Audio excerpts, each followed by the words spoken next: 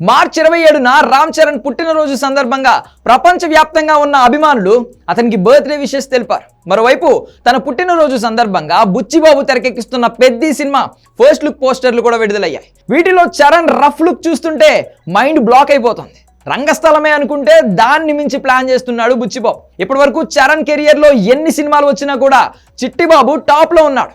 Buchibabu Peddi poster చూసిన తర్వాత చిట్టిబాబుని కూడా డామినేట్ చేసేలా కనిపిస్తుంది ఈ క్యారెక్టర్. ఇందులో చాలా షేడ్స్ ఉన్నాయి. మరోసారి తనలోని నటుడికి చరణ్ పని చెప్పబోతున్నాడు అని అర్థమవుతోంది. ఇదిలా ఉంటే కేవలం ఇండియాలోనే కాదు, ఓవర్సీస్ నుంచి కూడా చరణ్ కు బర్త్డే విషెస్ వచ్చాయి.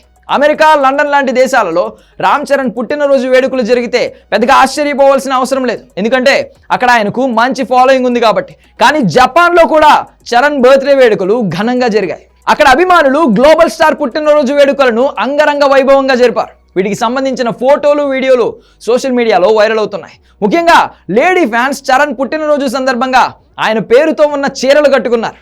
Team Ram Charan from Japan అంటూ అక్కడి నుండి తమ లవ్ను సోషల్ మీడియాలో పోస్ట్ చేస్తున్నారు. వాటినన్నింటినీ చూసి రామ్ చరణ్ కూడా ఎంతో సంతోషపడ్డాడు. ఇప్పటి వరకు జపాన్ అంటే జూనియర్ ఎన్టీఆర్ మాత్రమే ముందు గుర్తొచ్చేవాడు. కానీ RRR సినిమాతో ఎన్టీఆర్కు ఎంత ఫాలోయింగ్ వచ్చిందో అంతే ఇమేజ్ చరణ్కు కూడా వచ్చింది. అందుకే ఆయన పుట్టినరోజు నాడు జపనీయులు అంతగా సెలబ్రేట్ చేసుకున్నారు. ఇక మీద చరణ్ సినిమాలను జపాన్లో కూడా విడుదల చేయాలని ఫిక్స్ అయిపోయారు దర్శక నిర్మాతలు. ఈ క్రమంలోనే అప్పట్లో రంగస్థలం సినిమాను అక్కడ విడుదల చేశారు.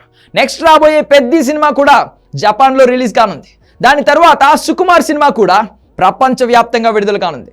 జపాన్లో తనకు ఏర్పడిన ఫ్యాన్ బేస్ మరింత పెంచుకునేలా ప్లాన్ చేస్తున్నాడు రామ్ చరణ్. ఈ విషయంలో జూనియర్ ఎన్టీఆర్ కాస్త ముందున్నాడు. దేవర సినిమా ప్రమోషన్ కోసం ప్రస్తుతం జపాన్లోనే ఉన్నాడు ఈయన. అక్కడ అభిమానులతో కలుస్తూ వాళ్ళతో ఎక్కువగా మింగిల్ అవుతూ జపనీయులకు మరింత చేరువయ్యాడు తారక్. రామ్ చరణ్ కూడా త్వరలోనే జపాన్ టూర్ వేయాలని చూస్తున్నాడు. అక్కడ అభిమానులతో కలిసి కొన్ని రోజులు స్పెండ్ చేసే ప్లాన్ కూడా చేస్తున్నాడు. తనకు వచ్చిన మార్కెట్ను అనవసరంగా వదిలిపెట్టకూడదని కసి మీద ఉన్నాడు చరణ్. అందుకే వీలు చూసుకుని ఒకసారి జపాన్ టూర్ ప్లాన్ చేస్తున్నాడు. ఇక ఇప్పుడు ఆయన పుట్టినరోజు వేడుకలు జపాన్లో కూడా జరగడంతో అక్కడ కూడా ఆయనకు ఫ్యాన్ బేస్ ఉందనే విషయం అందరికీ అర్థమవుతోంది. మొత్తానికి మన హీరోలు ఇండియాలో మాత్రమే కాదు, జపాన్లో కూడా జెండా పాతేస్తున్నారు.